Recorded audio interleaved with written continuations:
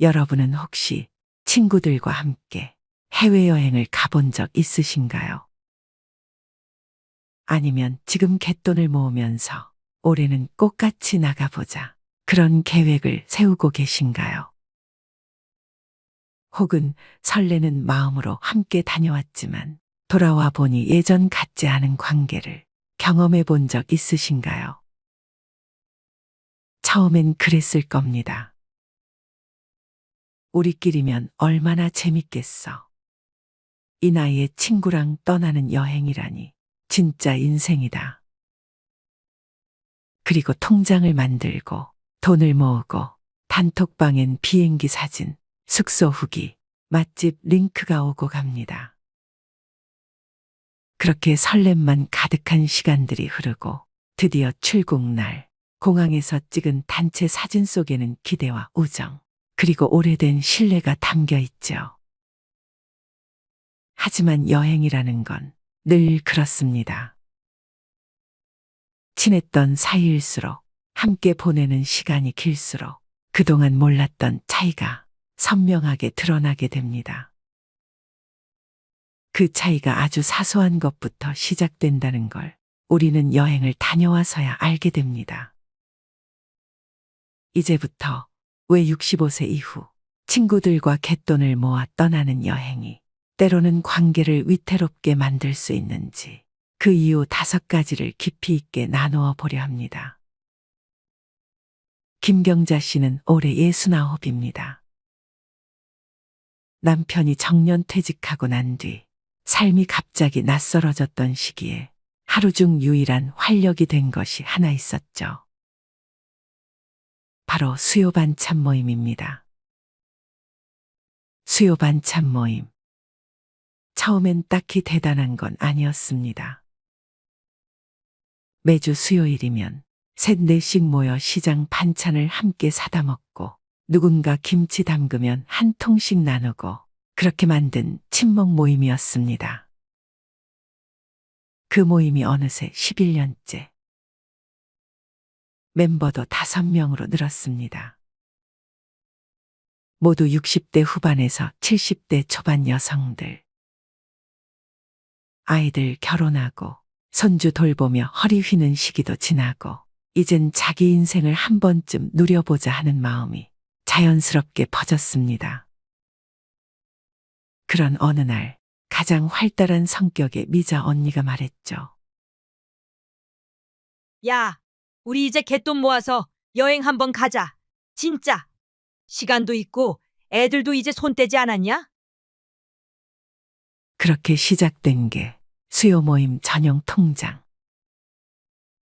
매달 10만 원씩 5명이 1년간 모았습니다. 모이면 통장 잔고 확인하고 이자 붙었네 하며 낄낄 웃고, 이래서 단체 생활이 참 좋아하며 서로 어깨를 토닥였습니다. 딱 1년 모인 돈은 총 600만 원. 개인 경비 조금 보태서 5명이 함께 떠나는 6박 8일 베트남 다낭 자유여행이 확정됐습니다. 항공권, 숙소, 렌터카, 일정표까지 미자 언니가 도맡아 예약했고, 통장 관리도 가장 똑부러진 숙자 언니가 맡았습니다. 공항에선 단체 사진도 찍고 우리 인생에 이런 날이 또 올까 하며 눈시울을 붉히기도 했습니다. 그때까지만 해도 이 여행이 관계를 망가뜨릴 줄은 아무도 몰랐습니다. 비행기 안에서도, 호텔 체크인 할 때도 처음엔 웃음이 끊이지 않았습니다. 수영장에서 찍은 단체 사진, 호텔 조식 앞에서 들뜬 얼굴들, SNS에 올리며 댓글을 달던 그 활기. 하지만 여행이라는 건 늘 그렇듯 사람의 진짜 얼굴을 드러내는 시간입니다. 문제는 여행 3일차부터 시작됐습니다. 숙소에서 아침을 준비하던 영숙 언니가 말을 꺼냅니다. 왜 자꾸 방 정리는 내가 다 하게 되냐? 그러자 경자 씨가 조용히 말했죠.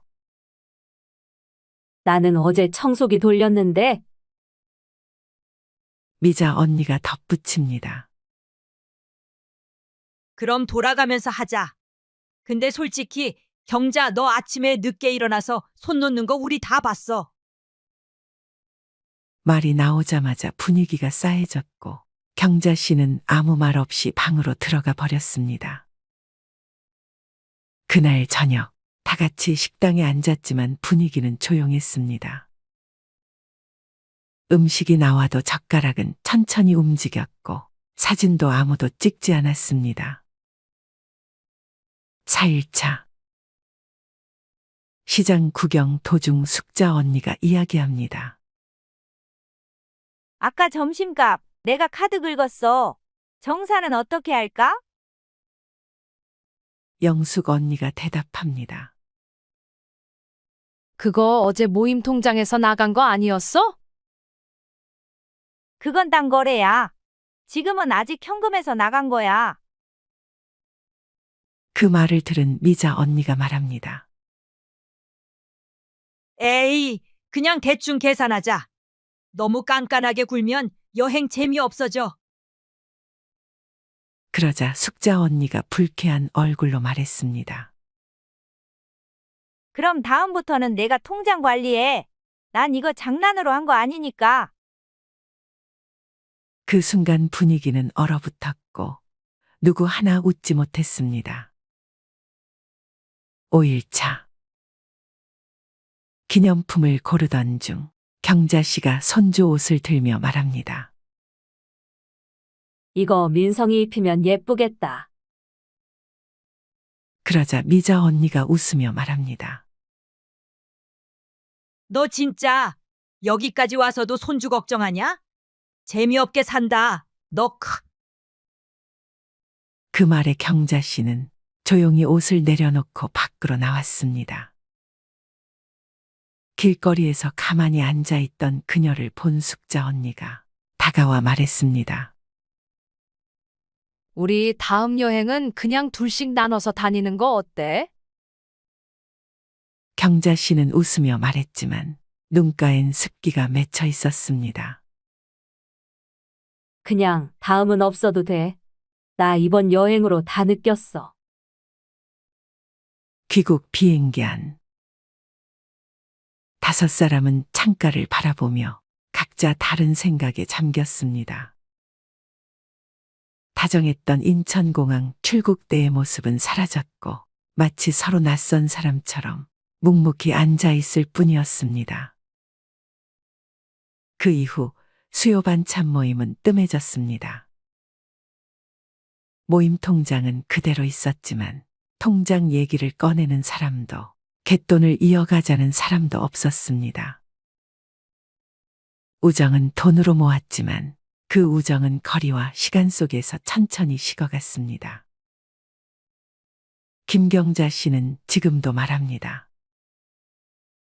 친구랑 여행 간 건 후회 안 해. 그냥 우리가 서로 너무 몰랐던 거지. 그리고 이렇게 덧붙입니다. 이제는 같이 걷는 대신 그냥 따로 살아도 괜찮아. 너무 가까이 가지만 않으면 우린 여전히 좋은 사람들이야. 하지만 그 말을 하며 그녀는 아직도 일요일 아침마다 모임 단톡방을 바라봅니다. 언젠가 누군가 먼저 우리 수요일에 만날까 하고 말해주지 않을까 그 기대를 완전히 내려놓지는 못한 채 말이죠. 그만큼 함께한 시간이 길었던 사람은 단숨에 잊히지 않는 법입니다. 모임 통장 하나에 웃고 울던 날들은 이제 모두 추억 속으로 스며들고 있습니다. 그렇다면 왜 65세 이후 친구들과 떠나는 여행이 때로는 관계를 해칠 수 있는지 지금부터 그 이유 5가지를 알려드리겠습니다. 첫 번째, 생활 리듬이 다릅니다. 여행은 하루 24시간을 함께 보내는 일입니다. 그동안 아무리 친했어도 밥 먹고 차 마시는 정도의 만남이라면 몰랐던 생활 리듬의 차이가 아주 적나라하게 드러납니다. 어떤 사람은 새벽에 일찍 일어나 운동을 해야 하루가 개운하고 어떤 사람은 밤늦게까지 드라마를 봐야 잠이 오는 스타일입니다. 그런 두 사람이 같은 방을 쓰고 같은 일정에 맞춰 움직인다고 생각해 보세요. 아침부터 일어나기 전까지 벌어지는 작은 충돌들. 빨리 씻어. 조금만 조용히 해줘. 에어컨 끄면 안 돼? 같은 말들이 반복되다 보면 처음엔 웃고 넘기던 말도 언젠가 마음에 박히게 됩니다. 특히 나이가 들수록 루틴은 강해지고 고집은 단단해집니다. 좋은 친구라도 여행 중에는 그 루틴의 충돌을 매일 감당해야 하는 겁니다. 그래서 진짜 좋은 친구일수록 오히려 가끔 보고 오래 우정을 지키는 사이로 남는 게 더 좋을 수 있습니다. 두 번째, 돈에 대한 감각이 다릅니다. 같은 금액의 갯돈을 모았다고 해도 쓰는 방식은 제각각입니다. 어떤 사람은 여행 중 하루 한 끼쯤은 비싼 음식을 먹으며 추억을 사야 한다고 말하고 다른 사람은 그 돈이면 손주 선물을 더 사는 게 낫다고 말합니다. 문제는 이 차이가 단순한 소비 성향의 차이를 넘어서 사람에 대한 인상으로 이어진다는 겁니다. 아, 얘는 생각보다 자기중심적이네. 그동안 조용히 있더니 돈 앞에서는 꽤 따지네. 그런 말들이 마음속에 쌓이면 여행이 끝나도 그 인상이 머릿속에 남습니다. 친구와 돈 이야기를 하지 말라는 말은 괜히 있는 게 아닙니다. 여행 중 돈은 그 사람의 인생관을 들여다보게 하고 그 인생관이 불편하게 다가올 수 있기 때문입니다. 세 번째, 책임 분담에 대한 생각이 다릅니다. 여행은 일이 많습니다. 일정을 짜는 사람, 항공권 예약하는 사람, 렌터카를 빌리는 사람, 숙소를 정리하는 사람, 회비를 관리하는 사람. 그 모든 걸 혼자서 도맡는 사람은 늘 마음이 무거울 수밖에 없습니다. 문제는 다른 사람은 그걸 노력이 아니라 취미 정도로 여길 수 있다는 겁니다. 얘는 원래 이런 거 좋아하잖아. 난 잘 몰라서 그냥 맡긴 건데 왜 기분 나쁘지? 이런 말들이 갈등을 키웁니다. 그리고 여행 막바지에 가면 결국 이런 말이 나오게 되죠. 그럼 다음부턴 내가 해. 우정이라는 건 큰 갈등보다 이런 작은 책임의 불균형에서 더 많이 깨집니다. 서로의 노력에 고마움을 느끼지 못하고 당연하다는 듯 넘어가는 순간부터 여행은 힘든 숙제가 됩니다. 네 번째, 말 한마디가 깊은 상처가 됩니다.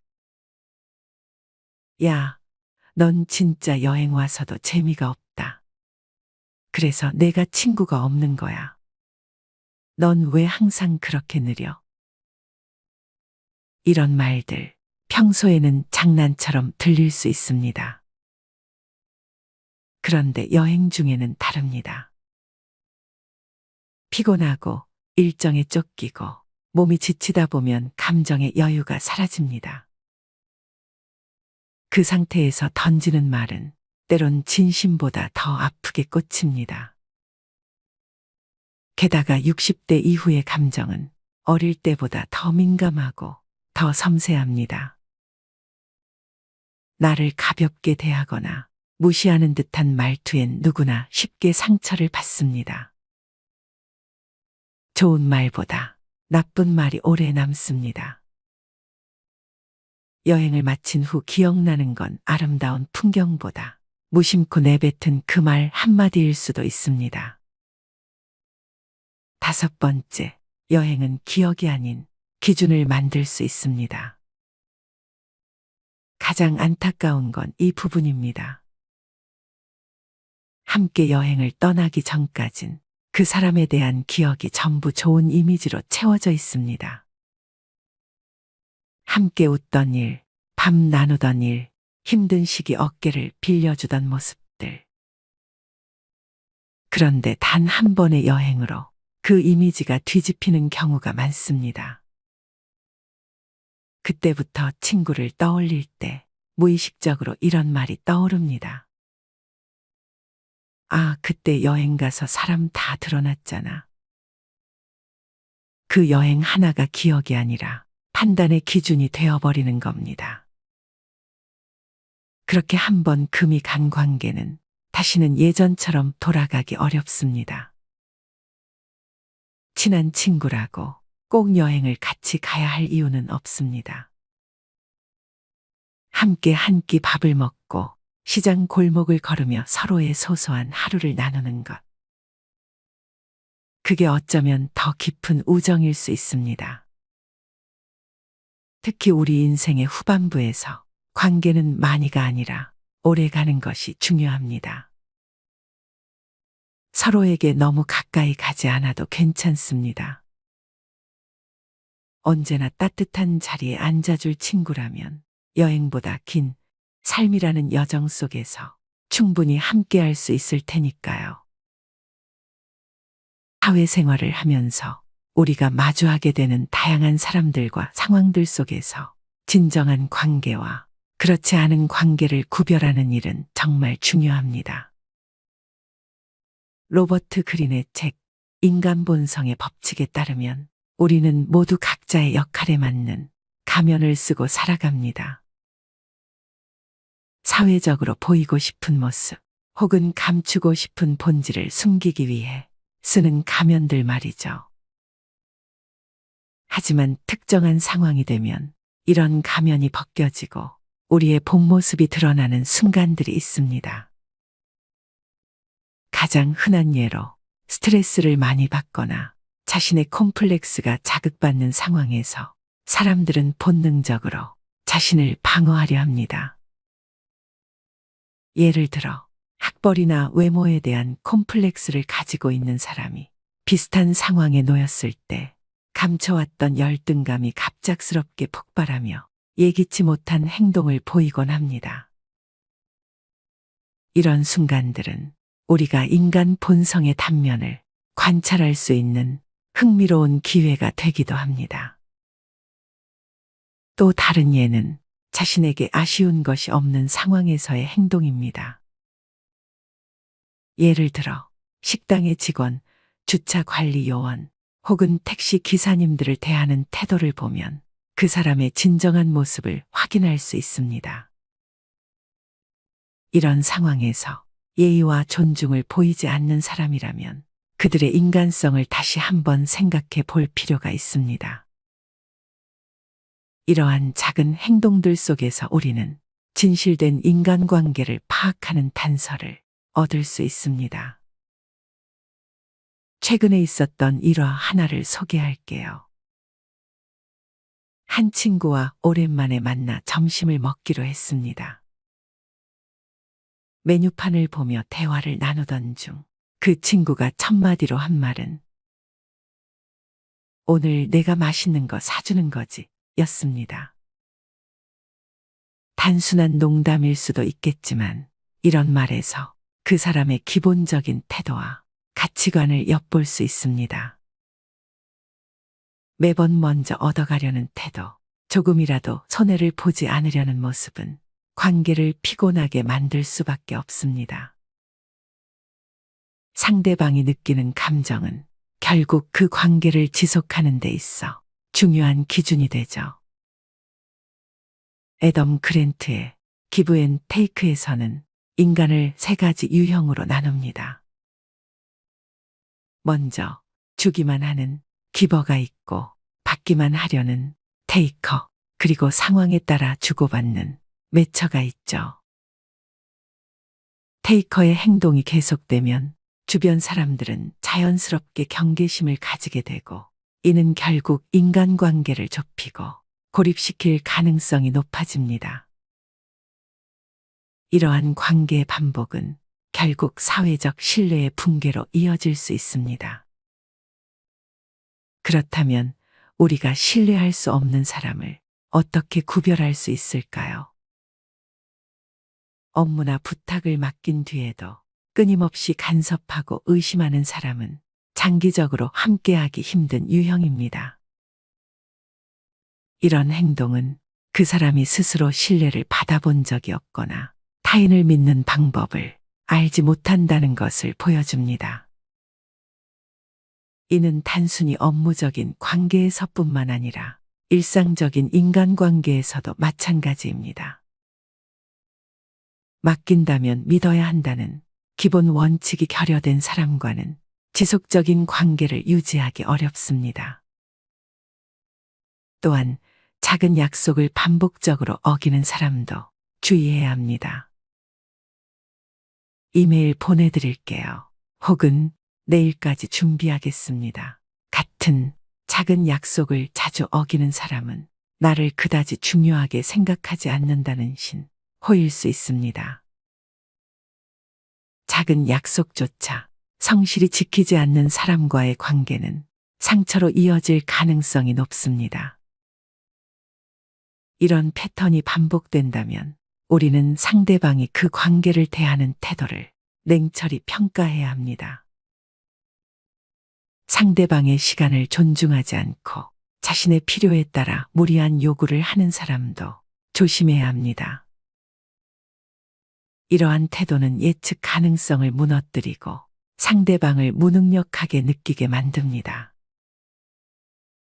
예측 가능성은 신뢰를 유지하는데 중요한 요소로 작용합니다. 시간과 관련된 약속을 지속적으로 무시하거나 자신의 필요만을 강조하는 태도는 관계를 피곤하게 만들 뿐만 아니라 결국 파탄에 이르게 합니다. 반대로 우리의 진정한 편이 되어줄 사람은 어떤 특징을 가지고 있을까요? 껍데기가 아닌 나의 본질을 이해하고 실패와 성공의 순간에도 진심으로 공감해주는 사람입니다. 예를 들어 진급에 실패했을 때 너라면 더 좋은 기회를 만들 거야 라고 격려하는 사람은 진정으로 나를 아끼는 사람일 가능성이 높습니다. 이런 관계는 단순한 위로를 넘어 삶에서 지지와 영감을 제공하는 중요한 기반이 됩니다. 슬픔을 공감해주는 사람은 많지만 진심으로 기뻐해주는 사람은 드물죠.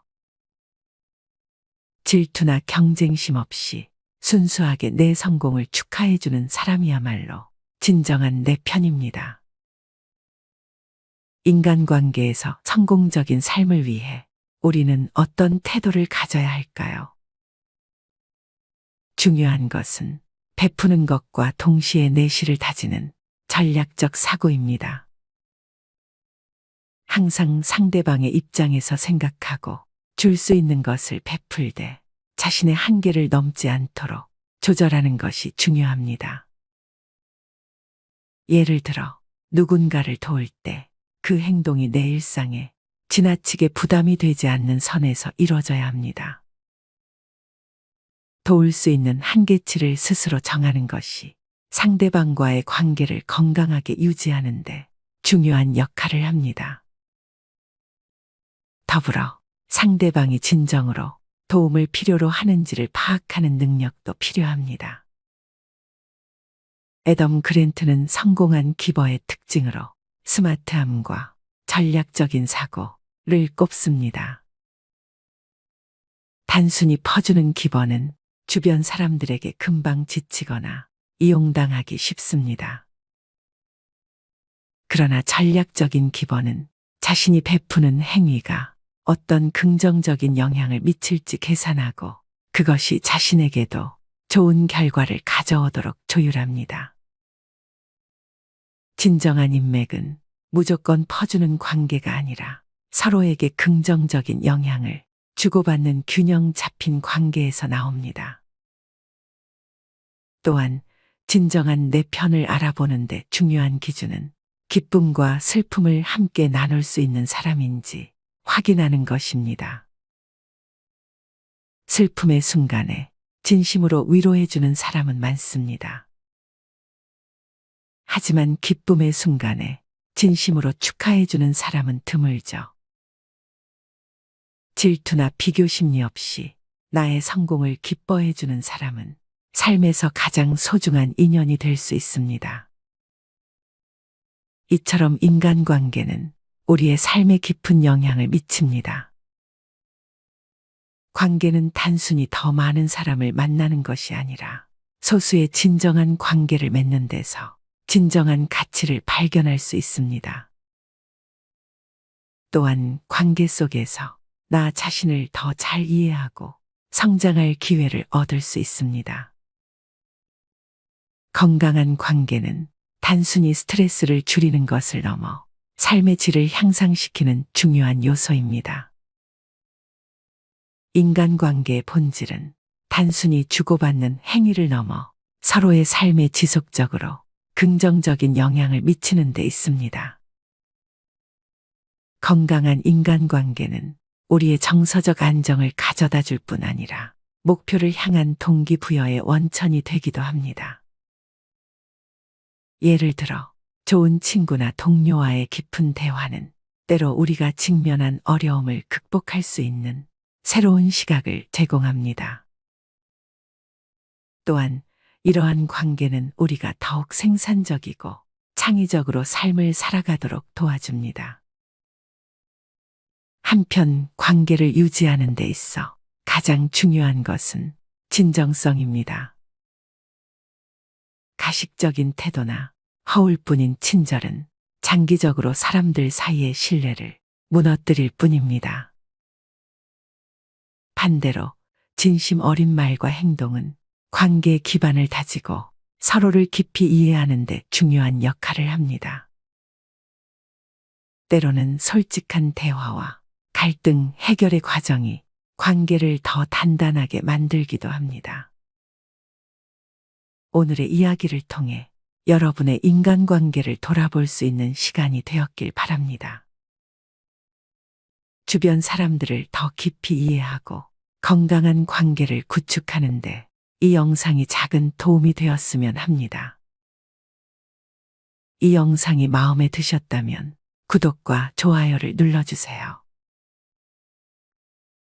여러분들은 지금 당장 편하게 연락할 수 있는 친구가 몇 명이나 있습니까? 막상 연락하려고 핸드폰을 꺼내 연락처를 찾아봐도 선뜻 연락할 수 있는 친구가 별로 없을 것입니다. 우리의 삶은 항상 외롭다는 느낌을 받습니다. 특히 나이가 들면서 인생의 시간이 흐를수록 더더욱 그렇게 느껴지는 법이죠. 나이가 들수록 주위의 사람들이 점점 사라집니다. 왕년에는 매일 같이 친구와 만나서 술 한 잔 기울이며 허심탄회하게 얘기하며 지냈는데 지금은 연락할 친구가 없어 외로운 적 많았을 겁니다. 나이가 들어갈수록 평생을 가까이서 함께 늙어갈 것 같던 친구도 멀어지고 그마저 있던 지인들도 각자의 삶을 향해 떠나갑니다. 새로운 친구들을 사귀기에는 더 힘들어집니다. 하지만 나이가 들수록 친구가 사라지는 것은 당연한 일입니다. 그럼에도 불구하고 어떤 분들은 자신만의 문제로만 느끼게 되어 걱정을 하며 자신감이 없어지기도 합니다. 이러한 현상은 세상 사람 모두가 공통적으로 겪는 현상이니 전혀 걱정하거나 슬퍼하실 필요 없습니다. 오늘은 나이 들수록 친구가 점점 사라지는 이유에 대해 알려드리겠습니다. 친구가 점점 사라지는 이유 첫 번째, 서로의 환경 변화. 사람마다 다르지만 친구들이 사라지는 이유는 환경 변화가 가장 큽니다. 어렸을 때는 한 동네 한 골목에서 공을 차거나 고무줄 놀이를 하면서 자랐지만 세월이 흐른 만큼 사는 환경이 너무도 달라졌습니다. 인생 전반전에는 다들 비슷한 환경 속에서 직장 생활을 하고 자식들을 키우면서 살지만 인생 후 반전이 되면 서로의 환경이 극명하게 달라집니다. 친구들마다 사는 수준이 다르고 대화의 관심사가 다르고 걸어가는 길, 걸어온 길이 달라지면서 친구들과 공유할 수 있는 부분이 줄어듭니다. 이런 변화 속에서 평생 함께 할 것 같았던 친구들도 어느새 하나둘씩 정리가 됩니다. 또한 직장 생활을 하면서 알게 된 인연도 은퇴 후 나이가 들게 되면 일 때문에 사람을 만나야 할 이유가 사라지고 관심사나 취미도 줄어들게 됩니다. 그러다 보니 친구를 사귀어야 할 이유도 자주 만나야 할 이유도 없게 되는 것입니다. 이런 순리를 받아들이지 못하고 계속 만나던 친구라는 이유로 관계를 끊지 못하는 사람들이 있는데 이런 사람들은 괜히 자신의 마음만 다치기 쉽습니다. 현실을 받아들이고 순리에 맡기는 것이 인생 후반전을 현명하게 사는 방법입니다. 만나던 친구 하나쯤 사라진다고 인생이 크게 달라지지는 않습니다. 두 번째, 인생이 무한하지 않다는 것에 대한 깨달음. 인간은 나이가 들수록 대체로 50을 넘어가면 정서적 교감이 불확실한 인간 관계에는 더 이상 투자를 하지 않습니다. 자신의 인생이 유한하다는 것을 몸소 체감하게 되면서 사람을 만나는데도 가성비를 생각하게 되죠. 이러한 이유를 심리학적으로 설명하자면 사회 정서적 선택 이론 때문이라고 말합니다. 나이가 들수록 사회적 관심은 줄어들지 않지만 의욕이 떨어지고 사회 활동은 위축됩니다. 어릴 때는 친구가 많으면 많을수록 즐겁고 재밌었지만 나이가 들다 보면 친구가 꼭 많을수록 내 삶이 행복해지는 건 아니구나를 깨닫게 됩니다. 매일 같이 어울려 다닐 체력도 가지고 있지 않아 친구가 많은 것이 오히려 부담이 되기도 합니다. 위와 말씀드린 두 가지 이유뿐만이 아니더라도 나이가 들수록 친구는 자연스레 사라지게 됩니다. 왕년에 친구가 많았는데 나이 들어 연락할 친구를 찾아보니 누구에게 연락을 해야 할지 모르시겠죠. 하지만 친구가 적어진다고 해서 외롭다든지 소외감이 들어 우울해하지 않으셔도 됩니다. 당연한 이치로 받아들이세요. 나이가 들면 들수록 친구가 적어지는 건 당연합니다. 그렇게 당연한 것으로 받아들이면 친구가 하나 둘 사라져도 신경 쓸 일이 적어집니다. 자연스럽게 나에게 신경을 더 쓰게 되고 나의 내면을 들여다볼 수 있는 시간이 많아지게 되니 긍정적으로 생각하세요. 독일의 철학자는 인간은 혼자 있을 때 가장 행복하다고 말했습니다. 진정한 행복은 우리의 내면에서 오며 우리의 행복을 위해 외부 요인에 의존해서는 안 됩니다. 나이 50이 넘어가면 혼자 있는 시간이 더 많아지고 혼자 있고 싶어 하는 사람들이 정말 많습니다. 이건 정말 정상적인 일입니다.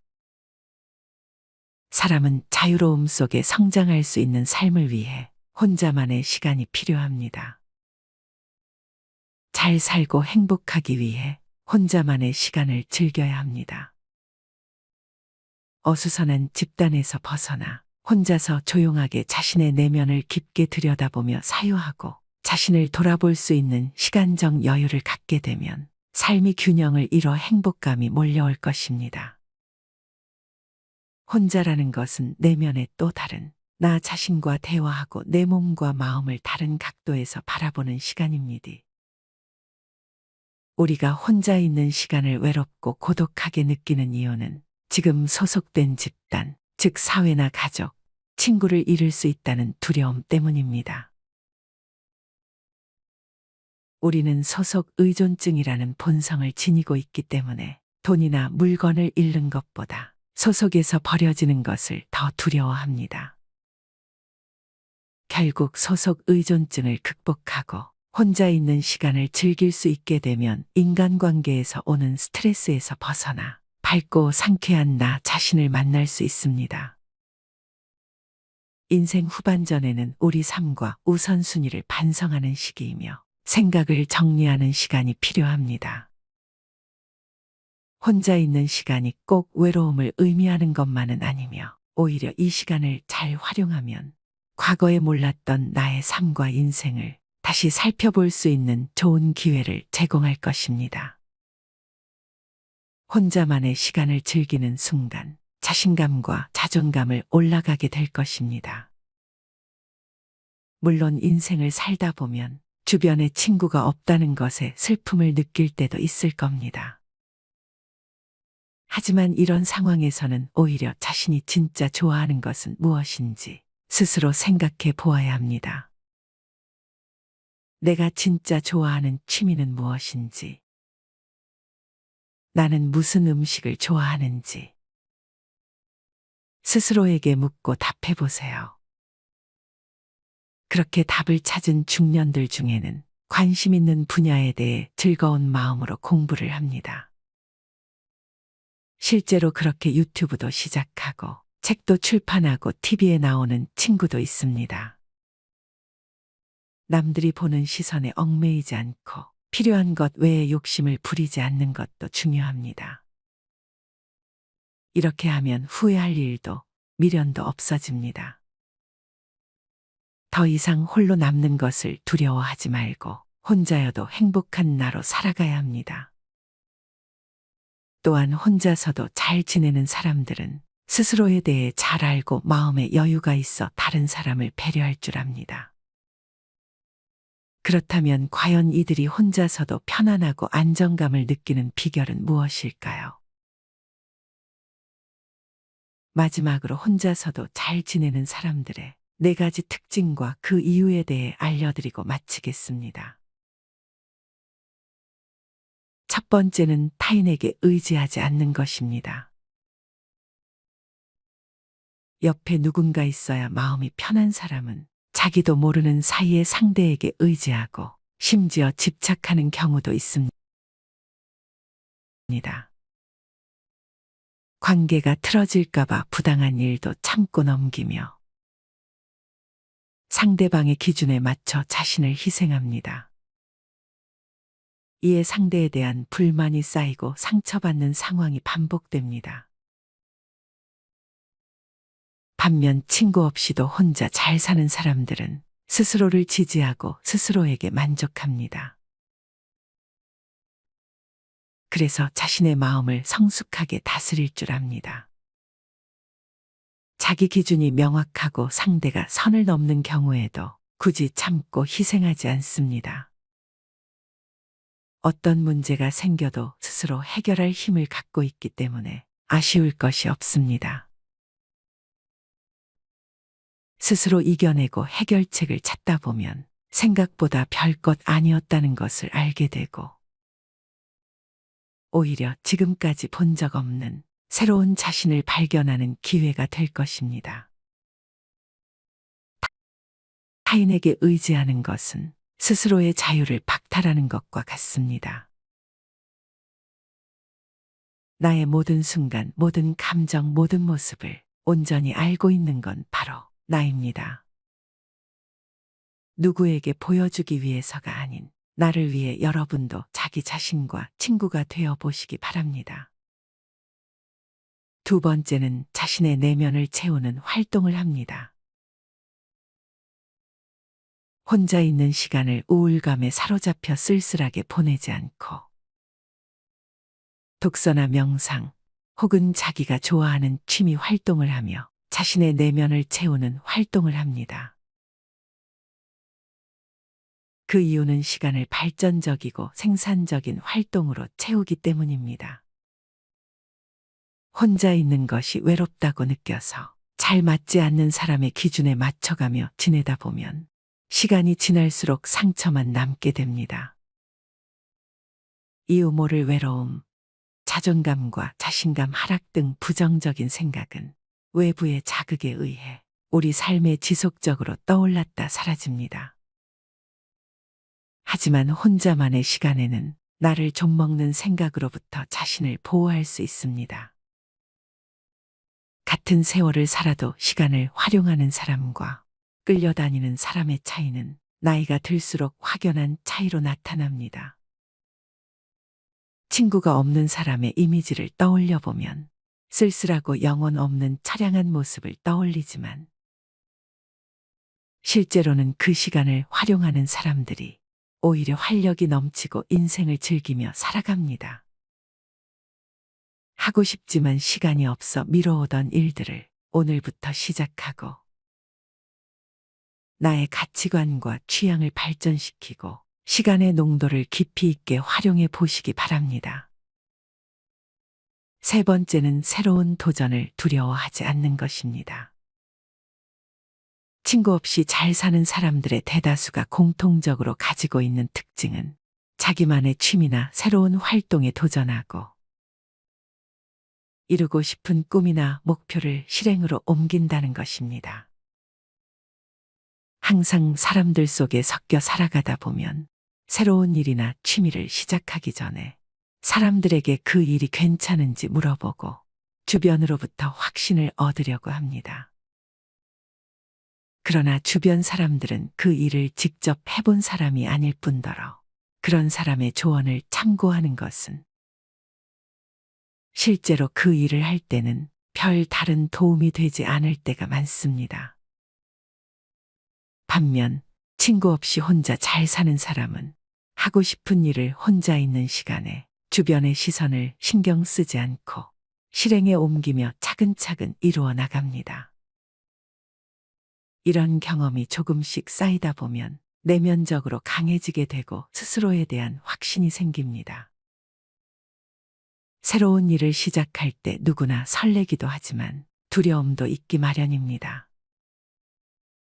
다만 스스로의 힘이 강한 사람은 자신의 내면에서 확신을 얻기 때문에 타인의 말에 휘둘리지 않고 우직하게 밀고 나갈 수 있습니다.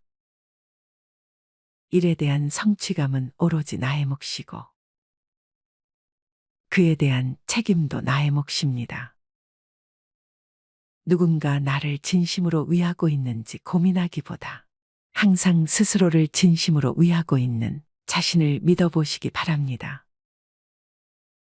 네 번째는 모두에게 사랑받을 필요가 없다는 걸 알고 있습니다. 혼자서도 잘 지내는 사람은 타인의 평가에 민감하게 반응하지 않습니다.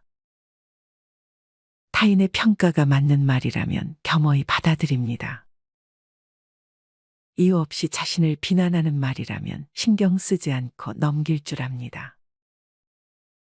사람은 아무런 이유도 없이 누군가를 싫어하기도 하지만 아무런 이유도 없이 누군가를 좋아하기도 합니다. 사람들은 나를 모르고 싫어하는 것처럼 나의 진짜를 모르고 좋아하는 것도 있습니다. 퉁쳐 사람은 누구나 완벽하지 않습니다. 좋은 점이 있으면 나쁜 점도 있습니다. 혼자서도 잘 지내는 사람은 누구보다 자신의 강점과 약점을 잘 알고 있습니다. 스스로를 잘 알고 있기 때문에 타인의 평가에 휘둘리거나 자신을 잃으면서까지 남에게 맞춰주지 않습니다. 자신에게 해를 끼치는 관계는 과감히 끊을 줄 압니다. 내가 하는 일이나 취미 활동 등을 통해 만나게 되는 사람들과 자연스럽게 소통하고 자기만의 시간과 대인관계의 균형을 이루며 새로운 인연의 문을 열어두는 것입니다. 내가 굳이 노력하고 희생하지 않아도 취향이 비슷하고 같은 활동을 하며 자연스럽게 관계를 맺어가는 삶은 주변의 친구로 여길 사람이 있든 없든 연연하지 않고 혼자가 되는 것이 두렵지 않은 삶을 사는 지혜입니다. 혼자 있는 것을 힘들어하는 사람들은 그 공허함을 채우려고 노력함으로써 스트레스를 받는 경우가 많습니다. 대부분의 사람들이 가지는 외로움에 대한 걱정과 달리 고독을 받아들이는 사람들은 성장하고 창조하고 발전하는 데 시간을 보냅니다. 여러분은 어떠신가요? 인생을 어느 정도 살아보신 분들이라면 막상 내 인생에 정말 도움되는 사람은 별로 없다는 것을 잘 아실 것입니다.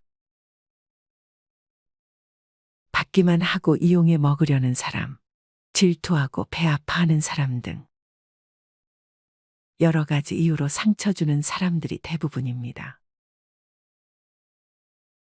말하지 않아도 내 마음을 알고 좋은 선물을 주고도 돌려받길 원하지 않는 사람은 바로 나 자신밖에 없을 것입니다. 가장 친한 친구가 자기 자신인 사람들은 굳이 다른 친구가 필요하다고 생각하지 않습니다. 불필요한 인연을 지속하기 위해 희생하며 스트레스 받기보다 본인을 위해 시간을 내고 고독과 천천히 친구가 되어 보세요. 독일의 신학자이자 철학자 폴 틸리히는 이렇게 말했습니다. 외로움이란 혼자 있는 고통을 표현하기 위한 말이고, 고독이란 혼자 있는 즐거움을 표현하기 위한 말이다. 여러분에게 혼자만의 시간이 외로움이 아닌 고독이 되었으면 좋겠습니다. 살아가면서 무조건 혼자 할 필요는 없습니다. 다만 혼자서도 잘 지내는 게 중요합니다. 혼자서도 잘 지낼 수 있다면 분명 더 좋은 사람과 함께 할 수 있을 겁니다. 인간관계에 대한 고민과 걱정에 조금이나마 도움이 되셨길 바랍니다.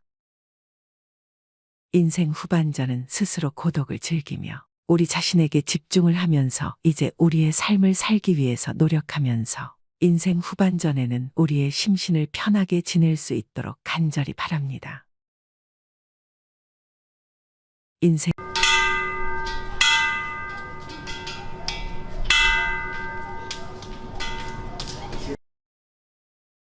여러분, 안녕하십니까? 오늘은 우리 삶과 직결되는 그러나 너무나 무겁고도 피할 수 없는 주제를 함께 나눠보려고 합니다. 바로 대한민국 경제에 불어닥친 역대급 위기. 그리고 그 안에서 평범한 사람들이 어떻게 가난해지고 있는가 하는 문제입니다. 많은 분들이 이렇게 말씀하십니다.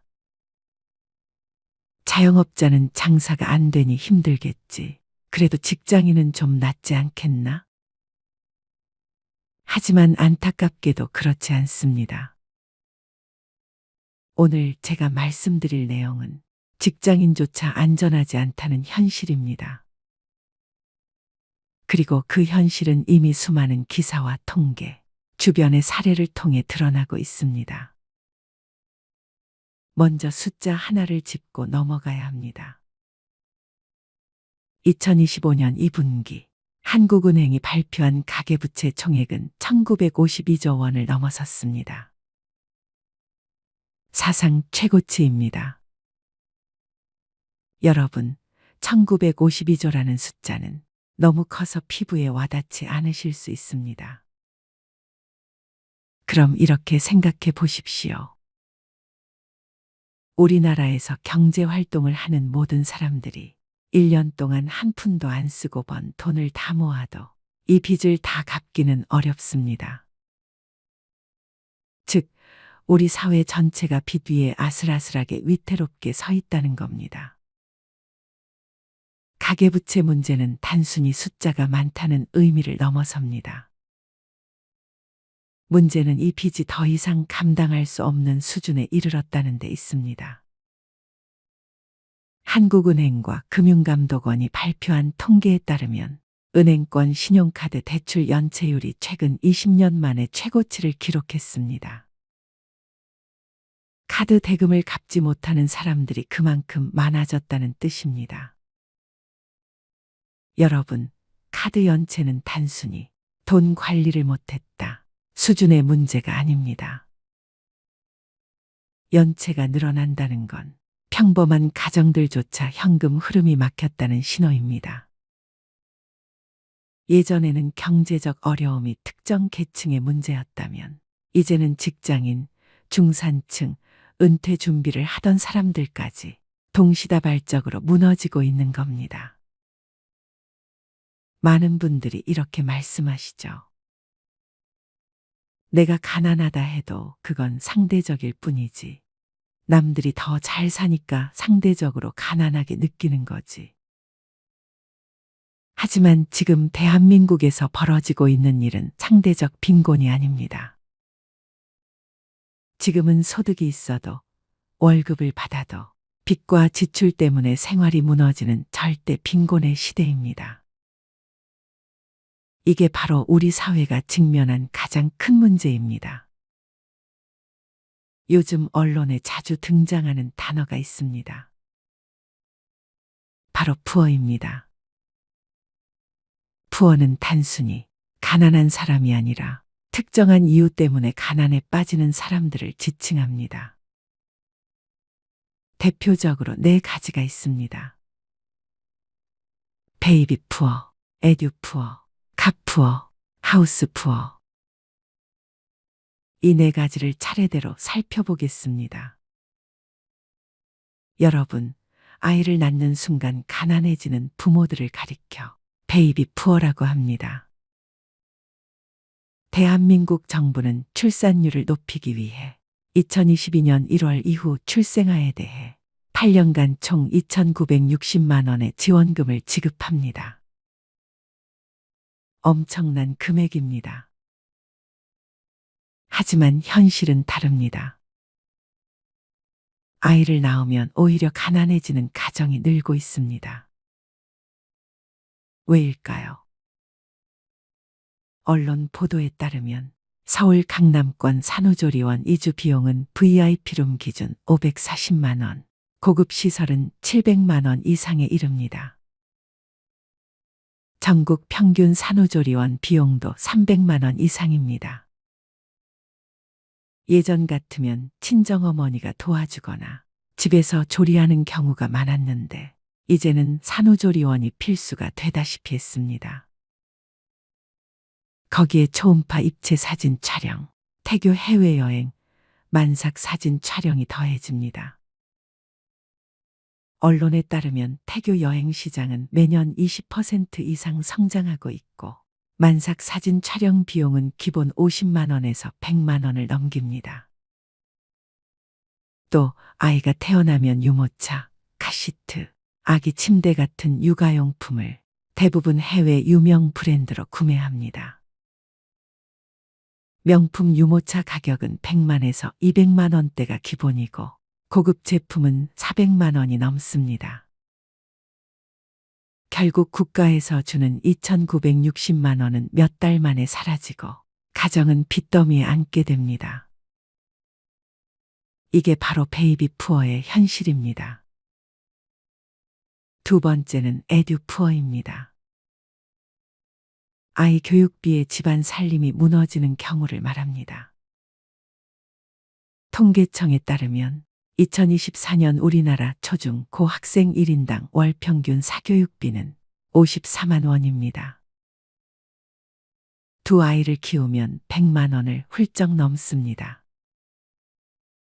서울 강남이나 목동 같은 교육 특구 지역은 한 달에 수백만 원이 기본입니다.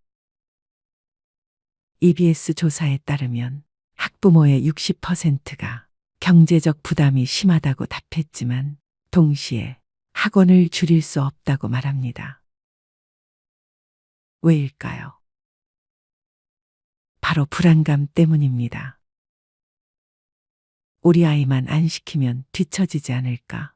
이 불안이 결국 빚을 늘리고 가정을 휘청이게 합니다. 이런 가정이 바로 에듀푸어입니다. 세 번째는 카푸어입니다. 자동차가 삶을 갉아먹는 경우입니다. 자동차 업계 통계에 따르면 최근 30, 40대뿐 아니라 50대 이상 중장년층 사이에서도 월 소득 대비 과도하게 비싼 차를 구매하는 사례가 늘고 있습니다.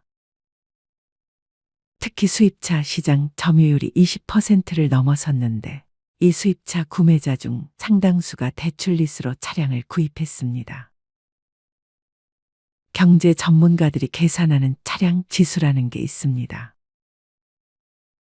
차량 가격 나누기 월 소득 은 차량 지수인데 정상 범위는 0.7에서 1.5입니다.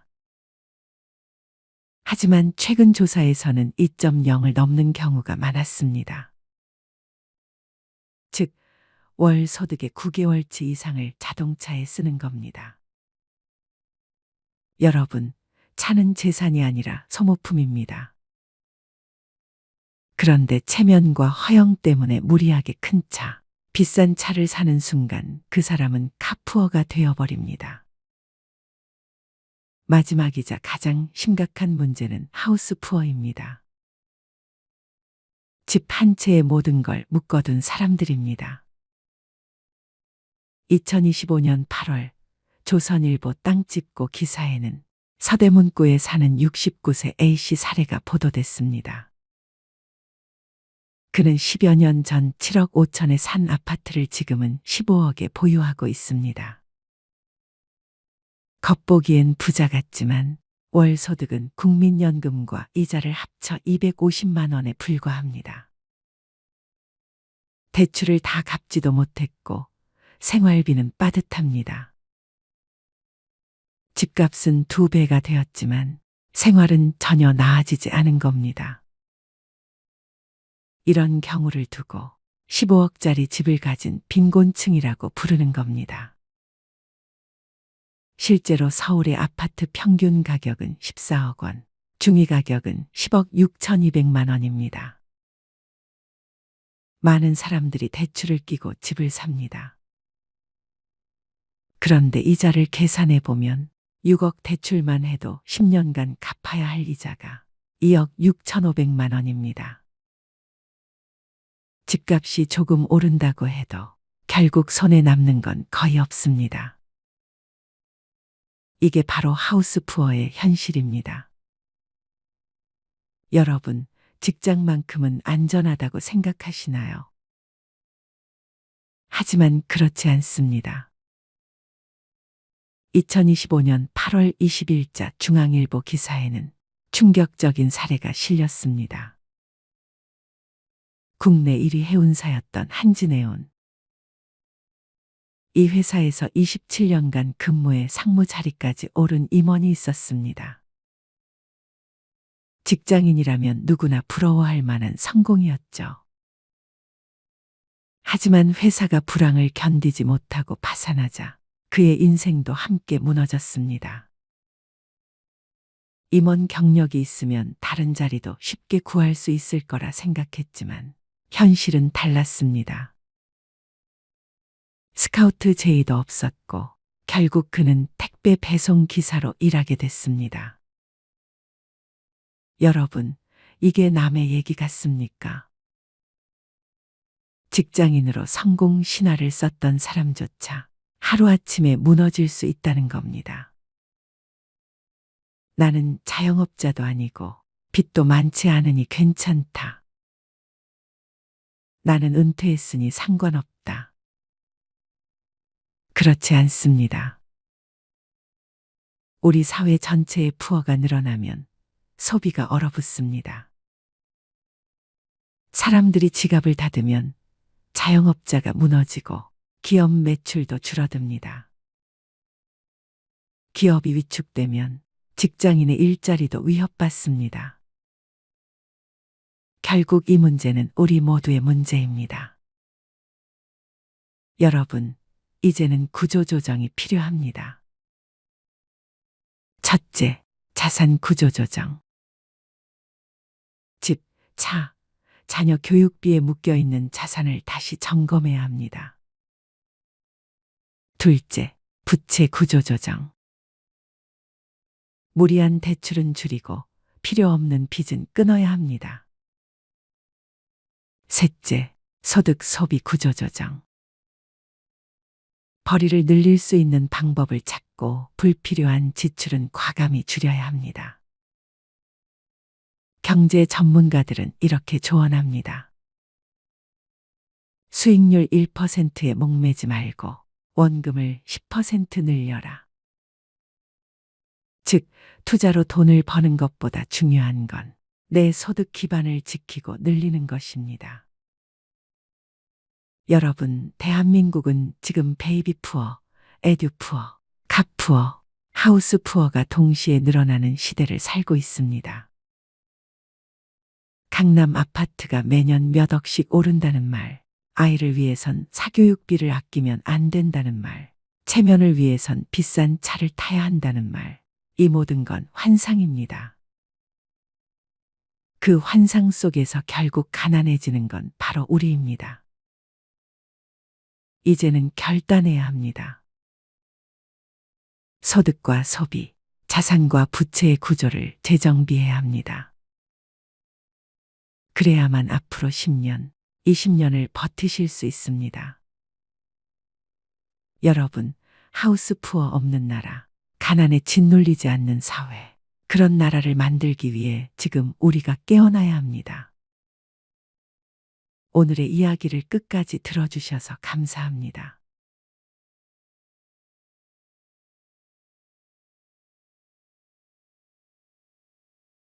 아이고, 관리비가 또 밀렸네요. 어르신, 이번 달엔 꼭 좀 부탁드려요.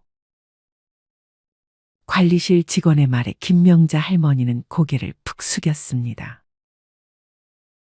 통장을 들고 은행에 갔을 때 잔액은 7,000원. 생활비를 인출한 지도 오래됐고 최근엔 아들 집에서 반찬을 좀 나눠줘서 겨우 끼니를 이어가고 있었습니다. 그런데도 그녀는 말합니다. 아들한테는 절대 손 안 벌려요. 민폐잖아요. 그런데 안타깝게도 장고는 이미 그녀의 의지를 배신한 지 오래였습니다. 명자 할머니의 이야기는 결코 남의 일이 아닙니다. 70이 넘도록 죽어라 일만 하며 살아왔는데 통장엔 늘 10만 원도 남지 않았다는 중장년층의 고백. 어쩌다 우리 세대의 통장은 이토록 텅 비었을까요? 왜 은퇴한 6070 세대들의 통장에는 100만 원도 남아있지 않은 걸까요? 많은 분들이 이렇게 말씀하십니다. 70 넘으면 그냥 조용히 집에만 있는 거지. 뭐 그렇게 돈이 들겠어요. 하지만 현실은 전혀 그렇지 않습니다. 퇴직 후 20년은 기본이고 30년을 넘기는 경우도 적지 않습니다. 65세 이후 평균 기대 수명은 84세를 넘어가고 있고 부부 중 한 사람이 90세 이상까지 사는 경우도 아주 흔해졌습니다. 하지만 대부분의 60대, 70대들은 아직도 이렇게 생각합니다. 노후는 그냥 연금으로 대충 살면 되겠지. 아프지만 않으면 되잖아. 나이 들면 돈 안 써. 하지만 현실은 달라요. 병원비, 치과비, 집 수리비, 명절 경조사비, 손주 용돈, 보청기, 안경 교체, 한 달 식비까지.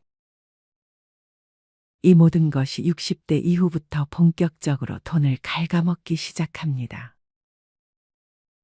문제는 많은 분들이 아직도 50대처럼 쓰고 있다는 거예요.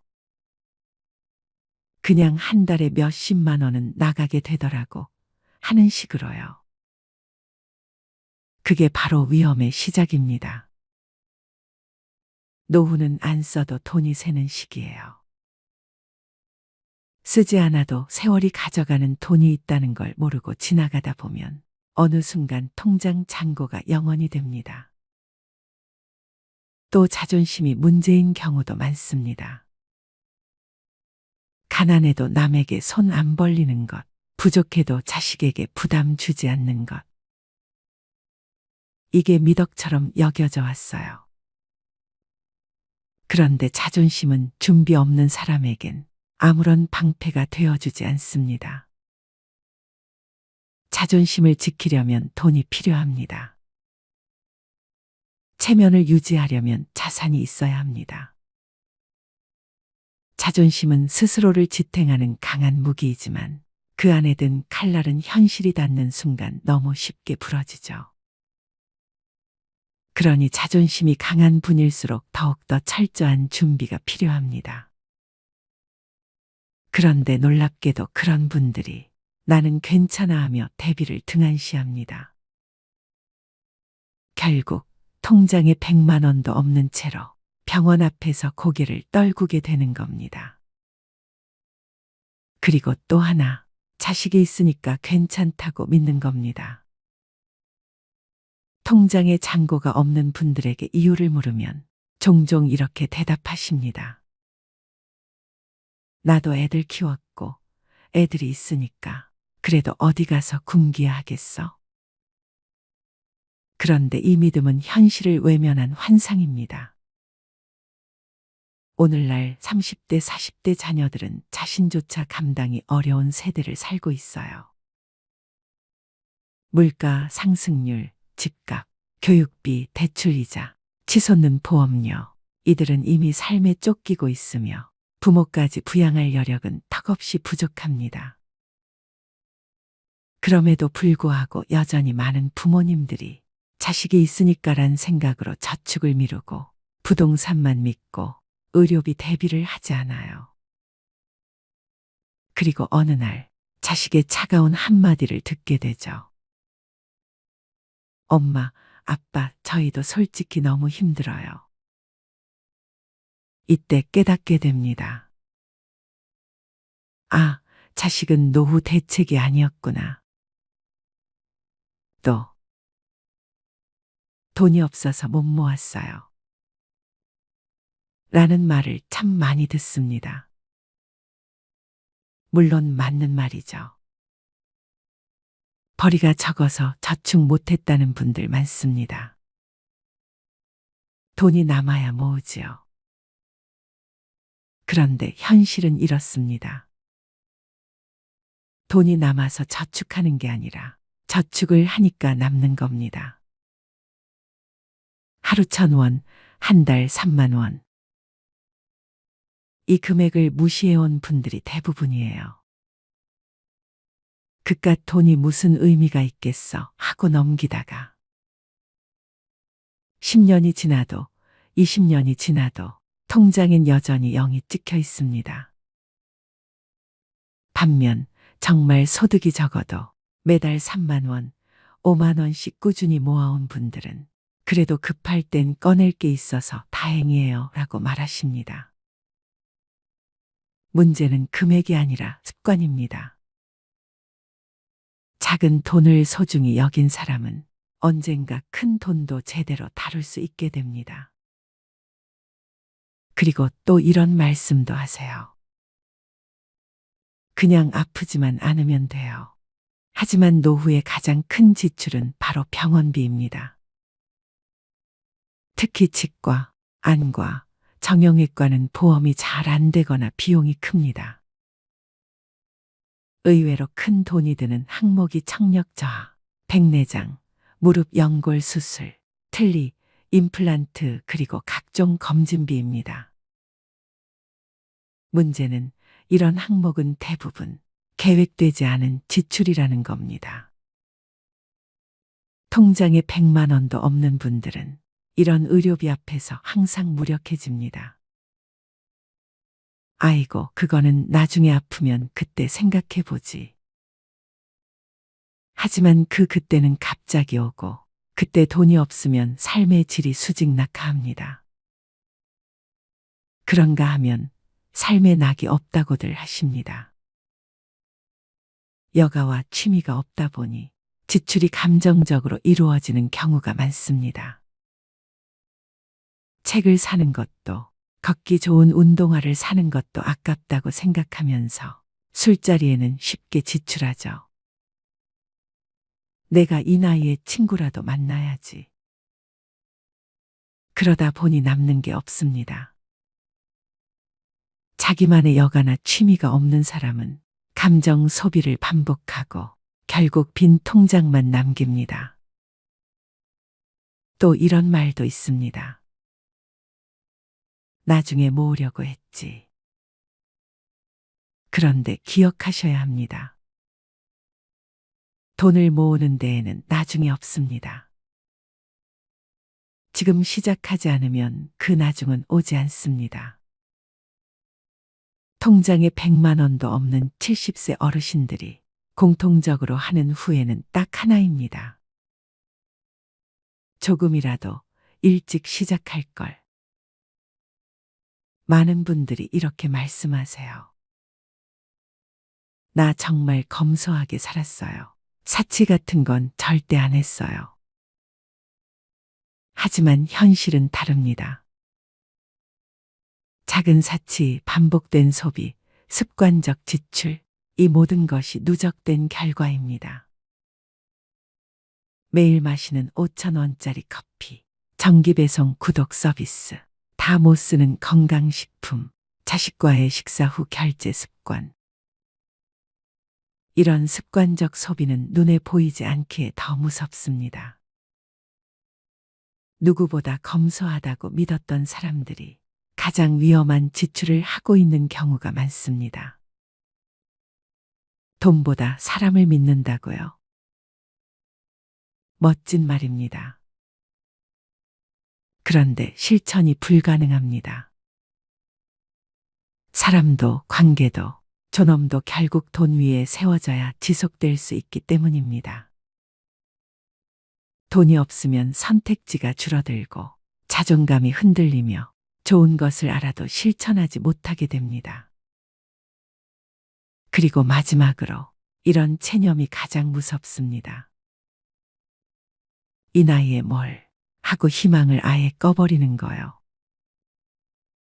하지만 정말 그럴까요? 지금 이 영상을 보신다면 아직 늦지 않았습니다. 1만 원부터 시작하세요. 매일 가계부를 써보세요. 하루에 커피 한 잔 안 마시고 저축하세요. 당장 1년 뒤 당신의 통장은 달라질 수 있습니다. 70세에도 인생은 다시 시작할 수 있습니다. 통장 잔고가 0원이어도 오늘부터 진짜로 변화하고자 하는 의지가 있다면 그 인생은 마이너스에서 플러스로 향할 수 있습니다. 작은 돈을 무시하지 마세요. 주관 없는 소비를 경계하세요. 자식이 아닌 나의 힘으로 설 준비를 지금 하세요. 그리고 꼭 기억하세요. 돈이 없어서 불행한 게 아닙니다. 돈이 없는데도 바꾸려 하지 않을 때, 그때 진짜 불행이 시작됩니다. 박종수 할아버지는 은퇴 후 몇 년 동안은 어떻게든 자립하며 살아갔습니다. 하지만 투자 실패와 과도한 지출로 인해 점점 재정 상태가 악화되면서 그는 더 이상 혼자 힘으로 생활을 유지할 수 없었습니다. 어느 날 결국 그는 큰 결심을 하고 자식들에게 돈을 부탁하기로 합니다. 그날 오후 종수 할아버지는 가장 큰 아들인 영수의 집을 찾아갔습니다. 평소에도 자주 오가던 집이었지만 오늘은 발걸음이 무거웠습니다. 초인종을 누르자 영수가 문을 열어주었습니다. 아버지, 웬일이세요? 오랜만에 오셨네요. 종수 할아버지는 어색하게 웃으며 집 안으로 들어갔습니다. 따뜻한 차를 대접받으며 그는 몇 번이나 입을 때려다가 다시 다물었습니다. 결국 마음을 굳게 먹고 조심스럽게 말을 꺼냈습니다. 영수야, 아버지가 정말 미안한데 이번 달 생활비가 부족해서 좀 도와줄 수 있겠니? 영수는 순간 당황한 듯 멈칫했습니다. 그는 이미 가정의 생계를 위해 열심히 일하고 있었고 아이들의 교육비와 각종 생활비로 부담이 컸기 때문입니다. 그러나 아버지를 외면할 수는 없었습니다. 네, 아버지, 얼마나 필요하세요? 종수 할아버지는 잠시 머뭇거리다 조심스럽게 말했습니다. 한 50만 원 정도면 될 것 같구나. 급한 건 다 해결하고 나면 갚을 수 있을 거야. 영수는 깊은 한숨을 내쉬며 알겠습니다. 아버지, 제가 이번 달은 좀 빠듯하긴 한데 어떻게든 해볼게요. 라고 대답했습니다. 그날 밤 종수 할아버지는 집으로 돌아와 마음이 착잡했습니다. 자식에게 손을 벌린다는 것이 자존심에 큰 상처를 입혔고 자신이 얼마나 비참한 처지에 놓여 있는지를 실감했습니다. 그는 눈물로 젖은 베개를 끌어안고 잠을 이루지 못했습니다. 며칠 후 딸 영희에게도 같은 부탁을 해야만 했습니다.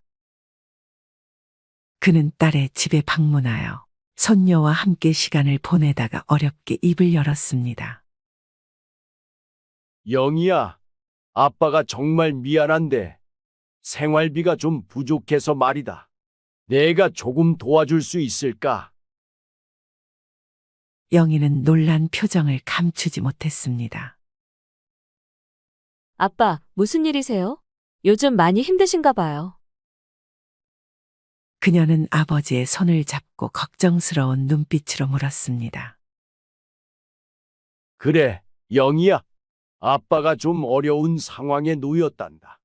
이번 달만 좀 도와주면 안 될까? 영희는 눈물을 참으며 물론이에요, 아빠. 제가 어떻게든 마련해 볼게요. 라고 말했습니다.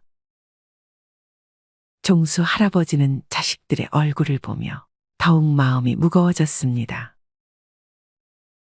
자식들에게 짐이 된다는 사실이 그를 괴롭혔고 그는 자신이 잘못된 결정을 내렸음을 후회하며 자책했습니다. 자식들에게 손을 벌릴 때마다 그는 더욱 비참해졌고 그들에게 부담을 주는 자신의 처지가 너무도 서글펐습니다. 이렇게 박종수 할아버지는 말년에 자식들에게 돈을 부탁하며 비참한 나날을 보냈고 자식들은 그런 아버지 때문에 힘들어했습니다. 그는 자식들에게 미안함과 고마움을 동시에 느끼며 자신의 실수로 인해 가족 모두가 고통받고 있다는 사실에 깊은 후회를 했습니다. 종수 할아버지는 자식들에게 손을 벌린 이후 자신의 과거를 돌아보며 많은 후회를 하게 되었습니다. 그는 젊은 시절에 많은 잘못된 선택을 했다는 것을 깨달았습니다. 특히 몇 가지 지출은 그의 재정 상황을 악화시키는 큰 원인이었습니다. 첫째로, 종수 할아버지는 젊었을 때 친구들과의 술자리에 많은 돈을 썼습니다.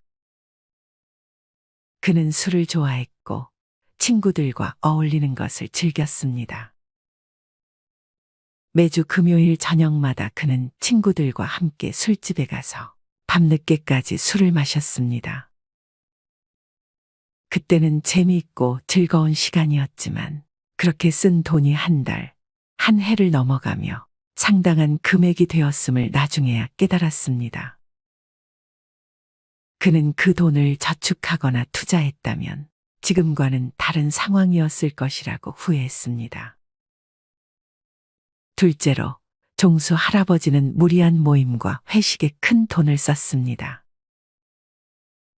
회사에서 중요한 자리나 회식이 있을 때마다 그는 자신이 적극적으로 나서서 계산을 하곤 했습니다. 후배들과 동료들에게 좋은 인상을 주고 싶어 했기 때문입니다. 그는 자신의 지갑을 열며 후배들에게 인심을 베푸는 것이 당연하다고 생각했지만 그로 인해 쌓인 비용은 그의 재정에 큰 부담이 되었습니다. 셋째로, 종수 할아버지는 가족 여행에 많은 돈을 썼습니다. 그는 가족들과의 추억을 만드는 것이 중요하다고 생각해 자주 여행을 떠났습니다. 해외여행도 여러 번 다녀왔고 국내에서도 좋은 숙소와 맛있는 음식을 즐기기 위해 아낌없이 돈을 썼습니다. 물론 가족들과의 추억은 소중하지만 그로 인해 재정적 여유가 사라진 것을 후회했습니다. 넷째로 그는 고급 소비품에 많은 돈을 썼습니다. 명품 가방, 고급 시계, 최신 전자기기 등을 사면서 그는 일시적인 만족감을 느꼈지만 나중에 그것들이 자신의 삶에 얼마나 큰 영향을 미쳤는지 깨닫게 되었습니다. 특히 명품 소비는 주변 사람들에게 자신을 과시하기 위한 것이었지만 그로 인해 큰 금액이 낭비되었습니다. 마지막으로 종수 할아버지는 자식들에게 과도한 지원을 했습니다. 자식들이 결혼할 때, 집을 장만할 때, 심지어 손자들의 교육비까지 그는 아낌없이 지원했습니다. 자식들을 도와주는 것이 부모의 당연한 역할이라고 생각했지만 그로 인해 자신의 노후 자금을 마련하지 못했다는 것을 후회했습니다. 이렇게 종수 할아버지는 자신의 과거를 돌아보며 많은 후회를 했습니다. 그는 자식들에게 부담을 주지 않기 위해 신중하게 재정 관리를 했어야 했다는 것을 깨달았습니다. 나이 들수록 돈은 줄고 소비는 줄여야 한다는 말, 머리로는 알면서도 정작 카드 명세서를 보면 한숨부터 나오는 분들이 많습니다. 나는 그렇게까지 안 썼는데, 별거 안 했는데 왜 이렇게 빠져나갔지? 사실 노후에 가난은 돈이 없어서가 아닙니다. 무의식 중에 반복하고 있는 소비 패턴이 당신의 노후를 잠식하고 있는 겁니다. 특히 오늘 이야기할 9가지 소비는 6070세대, 즉 소비를 줄여야 할 시기에 오히려 집착하고 있는 지출 항목들입니다. 당신의 삶에도 이 9가지가 들어와 있다면 지금부터라도 정리가 필요합니다. 첫 번째, 명절 선물, 체면이라는 이름의 낭비. 나이 들수록 체면을 지켜야 한다는 생각이 강해집니다. 명절이 되면 아무도 시키지 않아도 비싼 한우 세트, 과일 상자, 건강식품을 고릅니다. 그래도 어른인데 이 정도는 해야지. 며느리 친정에도 뭔가 보내야지. 하지만 체면은 지갑에서 나갑니다. 그리고 그 체면을 지킬수록 약값을 미루고 전기요금을 걱정하는 현실이 찾아옵니다. 체면은 빚내서 유지할 게 아닙니다. 체면은 내 형편에 맞게 절제하는 어른에게서 납니다. 진짜 품위는 덜 써도 존중받는 사람이 될 때 생깁니다. 두 번째, 여행, 탈출인가, 회복인가. 이 나이에 언제 또 가보겠어. 이 말 한마디에 항공권을 결제하고 내 인생인데 한 번쯤은 하며 여행 패키지를 끊습니다. 하지만 여행은 갔다 오면 끝입니다. 추억은 남을지 몰라도 카드값은 더 오래 남습니다. 게다가 여행은 습관이 되면 중독됩니다. 또 가야겠다. 안 가면 허전해. 문제는 여행이 회복이 아닌 회피가 되는 순간부터 노후는 무너지기 시작한다는 점입니다. 지속 가능한 삶은 감정이 가라앉은 상태에서 가도 되는 타이밍에 가는 여행이어야 합니다. 세 번째, 옷. 과거의 멋이 현재의 짐이 될 때. 나도 이 정도는 입어야지. 할머니라고 아무 옷이나 입나. 나이 들어도 멋지고 싶은 마음 당연합니다.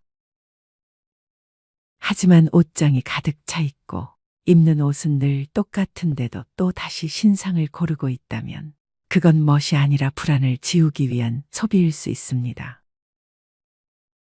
노년의 멋은 비싼 옷이 아니라 단정함에서 시작됩니다. 꾸준히 다림질된 셔츠, 잘 맞는 슬랙스, 깔끔한 운동화. 그것이면 됩니다. 진짜 품위는 옷에서 나오는 게 아니라 자기 삶에 책임지는 태도에서 나옵니다. 네 번째, 커피. 하루 한 잔은 괜찮을까? 퇴직 후 할 일 없는 하루의 시작은 늘 커피 한 잔으로 열립니다. 집에 커피 믹스가 있어도 굳이 테이크아웃 한 잔을 사야 하루가 시작된 것 같은 기분이 듭니다. 하루 4,000원. 한 달이면 12만 원. 1년이면 144만 원입니다. 그거 아껴서 얼마나 모으겠어? 그렇게 말하는 순간 매달 반복되는 작은 구멍이 노후 재정을 서서히 잠식합니다. 여유는 커피로 사는 것이 아니라 관계와 일상 속에서 길러야 할 감정입니다. 돈 들여 위로받는 습관은 결국 더 큰 허기를 남깁니다. 다섯 번째, 택시. 편함의 이름으로 무너지는 근력. 한 정거장 거리도 걷기 싫어집니다. 힘들잖아. 택시 타면 편하지. 그런데 이상하게 이 편함은 갈수록 더 많은 불편함을 부릅니다. 걷는 횟수가 줄어들수록 무릎은 더 약해지고 심장은 더 나빠집니다. 택시비는 그 자체로도 문제지만 움직이지 않는 대가로 찾아오는 병원비는 그보다 훨씬 비쌉니다. 노후의 편안함은 무조건적인 편리함이 아니라 내 몸이 스스로 움직일 수 있는 자유에 있습니다. 여섯 번째, 손주를 위한 지출. 사랑이라는 착각. 손주가 온다 하면 마트부터 갑니다. 과자, 장난감, 옷, 용돈까지. 그래도 할머니인데 뭐라도 해줘야지. 그렇게 매달 10에서 20만 원씩 쓰면서도 정작 자신은 라면으로 끼니를 때웁니다. 그런데 손주는 과자나 돈보단 할머니가 해준 이야기와 밥을 더 오래 기억합니다. 사랑은 사는 것이 아닙니다. 시간을 함께 보내는 것, 함께 눈을 맞추는 것이 진짜 사랑입니다. 지갑이 아니라 마음으로 손주를 대하세요. 일곱 번째, 경조사비. 관계라는 이름의 강요. 친구 아들 결혼이라는데 다들 10만 원 낸다더라. 나만 5만 원 하면 이상하게 보이겠지. 경조사비는 기준이 없습니다. 그래서 더 어렵습니다.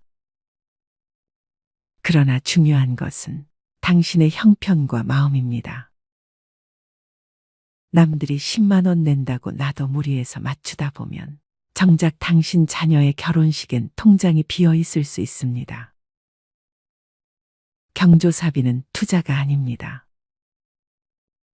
돌려받지 못할 수도 있습니다. 그래서 더욱 신중하고 절제 있게 써야 할 지출입니다. 여덟 번째, 건강식품. 건강은 사는 게 아니다. 이거 먹으면 혈압 내려간대요. 간에 좋다니까 한번 먹어보려고요. TV, 유튜브, 카톡, 곳곳에서 들려오는 기적의 약들. 하지만 정작 병원에서는 별 효과 없습니다 라는 말만 돌아옵니다.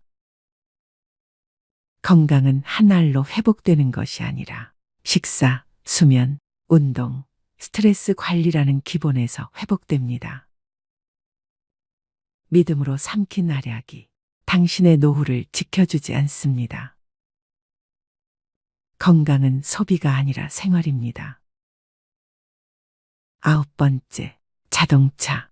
탈 수 있는가, 감당할 수 있는가. 차가 있어야 어딜 가든 편하지. 이 나이에 버스 타기엔 좀. 차는 편리하지만 주유비, 보험료, 정기검사, 수리비, 주차비, 감각까지 계속해서 돈을 잡아먹습니다. 특히 쓰지 않으면서도 가지고만 있는 차는 가장 비싼 소비입니다. 탈 일이 없다면 차를 유지하지 않는 것도 선택입니다. 진짜 자유는 가지지 않아도 불안하지 않은 상태에서 생깁니다. 사람은 더 가지는 싸움에서 행복해지는 것이 아니라 덜 가지는데도 괜찮아지는 싸움에서 자유로워집니다. 누군가는 말합니다. 나이 들면 소박하게 살아야 한다. 하지만 진짜 소박함은 절제가 생활이 된 사람에게서 나옵니다. 아리스토텔레스는 이렇게 말했습니다. 훌륭한 삶이란 많은 것을 소유한 사람이 아니라 적게 필요로 하는 사람에게 주어진다. 당신의 소비 습관은 지금 당신이 어떤 사람인지 말해주는 거울입니다. 그 거울을 마주하고 불필요한 것들을 하나씩 덜어낼 때 비로소 당신의 삶은 가난에서 벗어나기 시작합니다. 더 벌 수 없다면 덜 쓰는 것이 지혜입니다. 덜 쓰는 삶이 결국 더 오래, 더 평온하게 당신을 지켜줄 것입니다.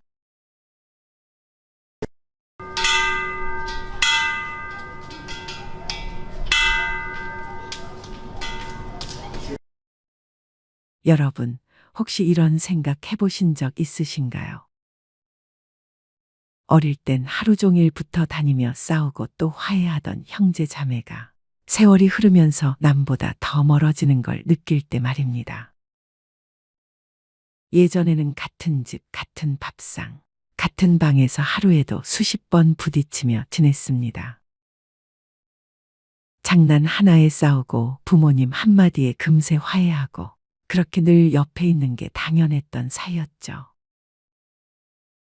하지만 성인이 되고 각자 가정을 꾸리는 순간부터 이야기는 달라집니다.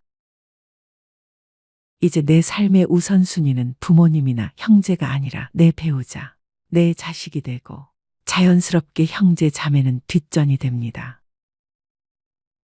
처음에는 그래도 부모님 덕분에 명절이나 생신의 얼굴을 볼 명분이 있었습니다. 어머니 생신이니까 다 같이 모이자. 추석이니까 본가에 가자. 이런 이유가 있으니 불편해도 억지로라도 모였습니다. 하지만 부모님이 돌아가신 뒤에는 어떨까요? 더 이상 강제로 모일 이유가 사라지고 어느 순간부터는 연락조차 뜸해집니다. 그러다 명절에 고향 집이 텅 빈 걸 보고 깨닫습니다. 아, 이제는 우리가 안 모여도 아무도 뭐라 하지 않는구나. 형제 자매라는 이름은 그대로인데 사실상 남이나 다름없는 관계가 되어버린 겁니다. 더 심각한 건 한때 가장 편했던 사이가 오히려 지금은 가장 불편한 사이가 된다는 겁니다. 서로 사는 환경이 달라져 대화가 안 통하고 돈 문제로 마음의 골이 깊어지고 어릴 때부터 쌓여온 비교와 경쟁심이 성인이 되어서도 여전히 상처처럼 남아 있습니다. 형제니까 당연히 가까울 거라 믿었던 그 관계가 노력하지 않으면 남보다 더 차갑게 식어버리는 거죠. 그래서 오늘은 왜 형제 자매가 나이가 들수록 가까워지지 못하고 오히려 멀어지는지 그 냉정한 현실 5가지를 말씀드리려고 합니다. 아마 들으시다 보면 이거 내 얘기인데 하고 깜짝 놀라실 겁니다. 그리고 동시에 마음 한켠이 씁쓸해질 수도 있습니다. 요즘엔 동네 복지관에서 하는 평생교육 강좌에 일주일에 2번 나갑니다. 요가도 하고 글쓰기 수업도 듣고요. 수업 끝나면 커피 한잔 하면서 이런저런 얘기를 나누는데 그날은 유난히 분위기가 조용했어요. 어느 분이 그러시더라고요. 나는 오빠랑 연락 끊은 지 8년 됐어요. 명절에도 그냥 지나가요. 이젠 남보다 더 어색해요. 다른 분도 한숨을 쉬며 말했죠. 난 동생이랑 싸운 뒤로 연락 안 해요. 자식들 문제로 얘기하다가 결국 틀어졌어요. 지금 생각하면 별것도 아닌데 그게 왜 그렇게 멀어지게 만들었을까요? 그 얘기를 들으면서 고개를 끄덕이던 저도 속으로 생각했습니다. 나도 그렇지. 나도 큰언니랑 마지막으로 통화한 게 언제였더라. 막내 동생은 작년에 병원에 입원했다는 소문만 들었지. 직접 연락한 적은 없었네. 그날 밤 혼자 집에 와서 앉아 있는데 이상하게 자꾸 형제들 얼굴이 떠오르더군요. 휴대폰 연락처를 쓱 훑어보다가 손이 멈춘 이름. 언니 누르려다 그냥 화면을 꺼버렸습니다. 무슨 말을 해야 할지도 모르겠고 혹시 어색한 침묵이 흐를까봐 혹시 그쪽도 피하고 있었던 건 아닐까봐 그리고 내가 먼저 연락하면 마음 약한 사람처럼 보일까봐 그게 참 우스운 생각이지만 솔직한 마음이었습니다. 형제 자매라는 이름, 나이 들수록 왜 점점 멀어지게 될까요? 함께 자라며 매일같이 싸우고 웃고 울었던 사람들. 부모님보다 더 오래 알고 지냈던 존재들. 그런데 이상하죠. 오히려 나이가 들수록 그 가까웠던 관계가 낯설게 느껴질 때가 많습니다. 오늘 영상에서는 그 이유를 5가지 시선으로 천천히 풀어보려 합니다. 그리고 그 속에서 우리 모두의 마음 깊은 곳에 있는 아련한 기억과 현재의 서운함을 함께 들여다보겠습니다. 저는 올해로 74이 됐습니다. 서울 변두리의 오래된 연립주택에서 혼자 삽니다.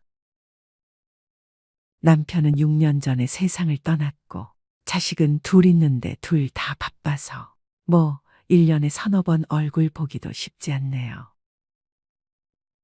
그런데 요즘 들어 이상하게 자꾸 형제들 생각이 납니다.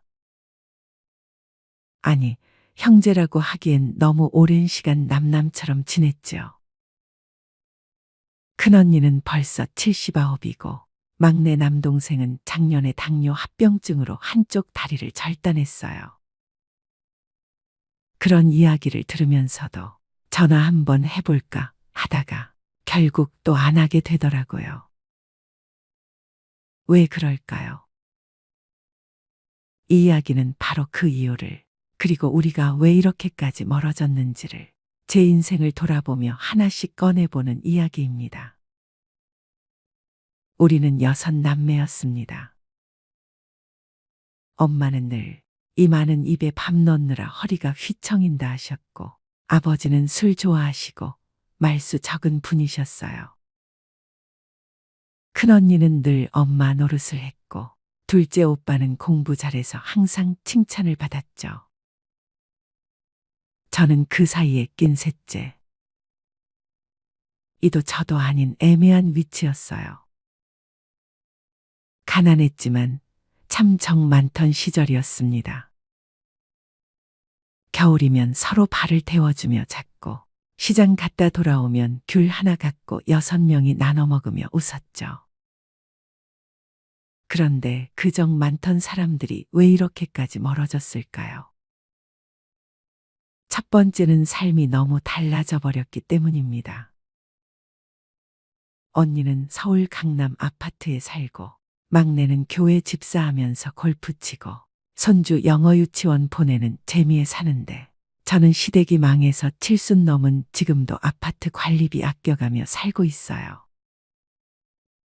가끔 단톡방에 형제들이 보내는 사진을 보면 한쪽은 호텔 뷔페 사진, 다른 한쪽은 병원 진료 영수증 사진이에요.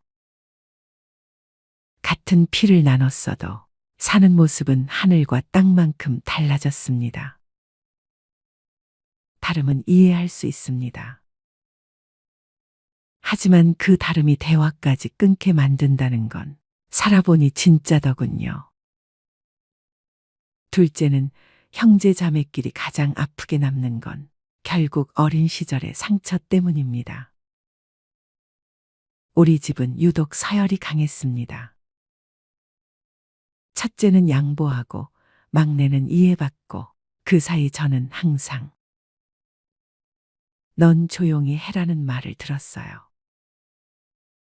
엄마는 언니만 믿었고 아버지는 늘 오빠만 찾았죠. 심부름은 제가 도맡았지만 칭찬은 늘 다른 형제들 차지였어요. 어릴 땐 그냥 그러려니 하고 넘겼는데 명절 때 얼굴 보면 그 감정이 아직도 올라옵니다. 막내는 지금도 엄마랑 통화할 때 엄마, 나 어릴 땐 누나가 나 때렸잖아 하며 웃어요. 그런데요, 저는 그 말이 아직도 가슴을 찌릅니다. 어릴 때 내가 느꼈던 서운함과 억울함, 그건 어디에도 말 못한 채 평생 마음에 박힌 가시로 남아있는 겁니다. 세 번째 이유는 부모님의 재산 문제가 우리 사이를 완전히 무너뜨렸기 때문입니다. 엄마가 돌아가시고 작은 땅 하나, 시골집 하나 남았습니다. 저는 그 집에 살면서 엄마 병수발 10년을 했어요. 막내는 외국에서 살다가 장례식 때 잠깐 왔고, 둘째 오빠는 코로나 핑계로 오지도 않았어요. 근데 상속 얘기 나오니까 다들 법대로 나누자고 하더군요. 너가 모신 건 고마운데 그게 돈으로 따질 수는 없는 거잖아. 그 말을 듣고 저는 아무 말도 못했습니다. 그 집에 아직도 엄마가 끓이던 미역국 냄새가 남아 있었는데 그건 저만 아는 추억이었나 봅니다. 결국 집은 팔렸고 분할금 받은 날 저는 편의점에서 컵라면 하나 사 먹고 혼자 울었습니다. 형제자매 사이를 갈라놓는 건 억대 유산이 아니라 억울함을 말할 수 없는 침묵이라는 걸 그때 처음 알았습니다. 네 번째는 자식 문제가 우리를 더 멀게 만들었습니다. 저희 딸은 사별하고 혼자 아이를 키우는데 형제들 모임 나가면 말문이 막힙니다. 막내는 우리 아들 이번에 의전원 합격했어. 언니는 손주가 뉴욕에서 공연했대. 그 사이 저는 그저 아 그래 잘 됐네 하고 웃습니다. 어느 해는 내가 가져간 갈비찜을 누가 남겼는지 그대로 놔뒀더라고요. 아, 이제는 내가 별 볼 일 없는 사람이구나. 그 생각이 가슴에 쿡 박혔어요. 그날 이후로 형제 모임엔 얼굴을 잘 안 내밉니다. 자식 얘기 나오는 그 순간 내가 가장 작아지는 느낌이 들거든요. 마지막 이유는 어쩌면 그 누구도 내 곁에 오래 머물지 않는다는 현실 때문입니다. 요즘은 아침에 일어나면 가장 먼저 누가 오늘 나를 생각할까 그걸 떠올립니다. 그런데 아무도 없다는 생각이 들 때 이상하게 옛날 형제들 얼굴이 떠오릅니다. 그립다는 말도 못하고 섭섭하다는 말도 못하고 그냥 전화번호만 쓱 올려보다 다시 화면을 꺼버립니다. 누구 하나 먼저 연락해주는 형제가 없다는 게 이젠 그냥 당연해졌어요. 가족 단톡방은 며느리 생일엔 축하가 쏟아지는데 내 생일엔 아무 말 없더군요. 그걸 보면서도 그냥 그래 나도 이제 잊혀질 때가 됐구나 그렇게 넘깁니다. 여러분, 형제자매는 피를 나눈 가족이긴 하지만 결국은 각자의 인생으로 흘러가는 시간의 동행자일 뿐입니다. 그걸 깨달은 건 참 늦은 나이였지만 이제는 담담하게 말할 수 있습니다. 그래도 그 시절 함께 웃고 울었던 기억만은 고맙다고. 지금은 연락도 없고 이따금 서운함이 밀려오지만 그래도 어린 시절 이불 속에서 귤 까먹던 그 밤, 언니가 제 머리를 쓰다듬던 그 손길, 오빠가 제 이름을 불러주던 그 목소리. 그 모든 게 있었기에 지금 내가 외롭지 않다고 믿습니다. 형제자매가 노년에 내 곁을 지켜주지는 못했지만 내가 살아온 인생의 가장 따뜻한 계절을 함께한 사람들이었습니다. 그리고 이제 남은 인생에서 지켜야 할 건 그 기억이 아니라 지금 내 옆에 있는 사람, 그리고 무엇보다 지금의 나 자신이라는 걸 잊지 않으려 합니다. 이야기를 끝까지 들어주셔서 고맙습니다.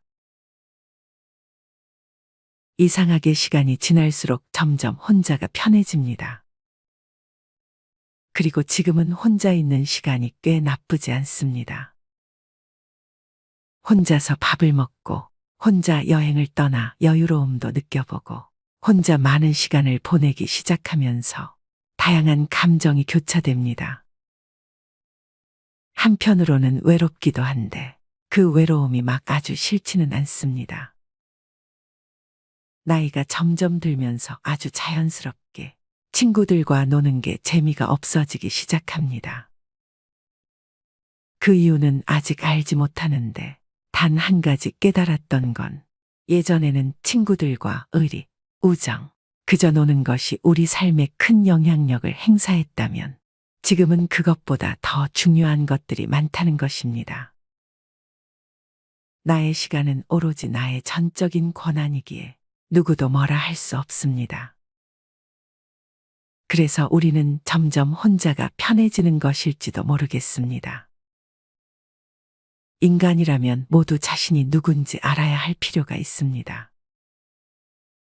우리는 일상에서 종종 타인들과 관계를 맺는 데 지나치게 집착하면 내면 속 스스로와의 연결고리를 끊어버리곤 합니다. 많은 사람들이 혼자 있는 것을 피해야 하는 상황으로 생각하지만 사실 혼자 있는 시간은 내면의 평화를 찾는 소중한 시간입니다. 고독은 삶에 대한 사유의 깊이를 더해줄 뿐 아니라 성공으로 이어질 수 있는 많은 아이디어를 줍니다. 혼자를 즐기는 사람들이 성공하는 이유가 바로 여기에 있습니다. 오늘은 혼자 지내는 시간이 주는 장점 10가지를 알려드리겠습니다. 먼저 첫 번째는 불안으로부터 자유롭습니다. 혼자 보내는 시간은 스스로가 잠시 속도를 늦추고 숨을 돌리며 생각을 정리할 수 있게 해줍니다. 이러한 과정을 통해 우리는 그동안 스스로에게 스트레스를 주었던 생각이나 불필요한 잡념들을 떨칠 수 있습니다. 혼자 생각을 정리하다 보면 무엇이 불필요한 걱정이었는지도 깨달을 수 있을 것입니다. 두 번째, 과거에 대해 좋은 기억을 더 많이 가지고 있습니다. 하버드에서 진행된 한 연구에 따르면 사람들은 혼자 있는 시간 동안 지나간 즐거운 시간을 떠올리는 경향이 있습니다.